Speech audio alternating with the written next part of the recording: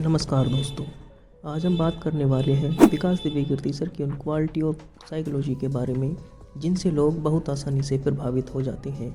विकास sir दृष्टि IAS के founder हैं, जहां वे यूपीएससी के हिंदी साहित्य और एथिक्स विषय पढ़ाते हैं और यूट्यूब पर सामाजिक और राजनीतिक विषयों पर बेहद आसान भाषा में महत्वपूर्ण मुद्दों पर चर्चा भी करते हैं।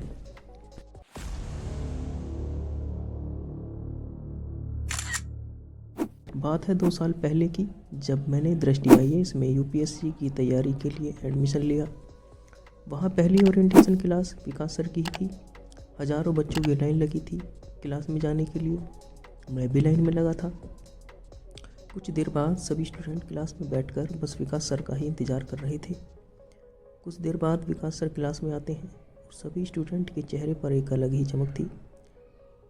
मैं विकास सर की बातों से बहुत प्रभावित हो रहा था। सोच रहा था कि यूपीएससी क्लियर हो या ना हो, पर विकास सर जैसा व्यक्तित्व जरूर बनाना है। फिर मैंने महसूस किया कि वो कौन सी बेहतर क्वालिटी थी जिनसे लोग अक्सर विकास सर से प्रभावित हो जाते हैं।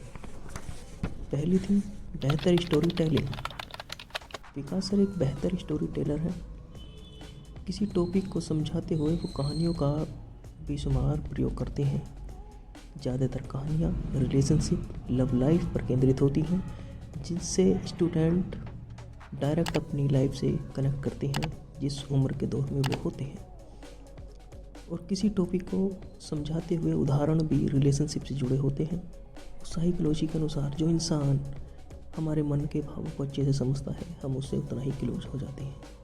यही कारण है विकास सर हम जिस उम्र के जिस दौर में हैं, वो लव लाइफ को अच्छे से भाप लेते हैं और उसी का उदाहरण वो देते हैं। दूसरी है पॉजिटिविटी। वो हर बात में पॉजिटिविटी अच्छे से ढूंढ लेते हैं। जैसे एक स्टूडेंट ने क्लास में पूछा कि बहुत से टॉपर IITian होते हैं और हमने सिर्फ BA किया है, क्या हम IAS बन सकते हैं? उन्होंने जवाब दिया कि एक प्रधानमंत्री जो बिना IIT किए हुए पूरा देश संभाल सकता है, तो क्या आप जिला नहीं संभाल सकते?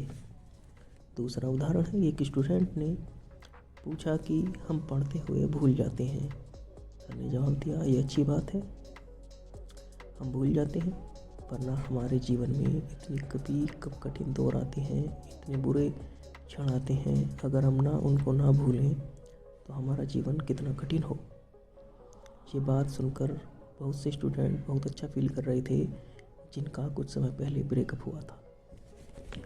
तीसरी क्वालिटी है टालने की प्रवृत्ति।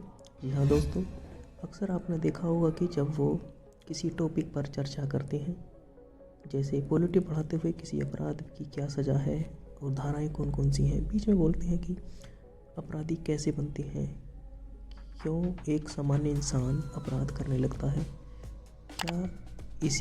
क्या इसकी साइकोलॉजी होती है। और भी अचानक से बोलते हैं इस टॉपिक पर बाद में बात करेंगे, अभी के लिए रहने देते हैं। इसी से लोग जानने की उत्सुकता बढ़ती है कि क्या होती हैं अपराधी की क्वालिटियाँ, क्यों बनते हैं। इसमें से एक रोचक टॉपिक उठाते हैं और बोलते हैं कि इसे बाद में बात करेंगे। यही क्वालिटी है उनकी, जिससे लोग आकर्षित हो जाते हैं और अगली वीडियो का इंतज़ार करने लगते हैं।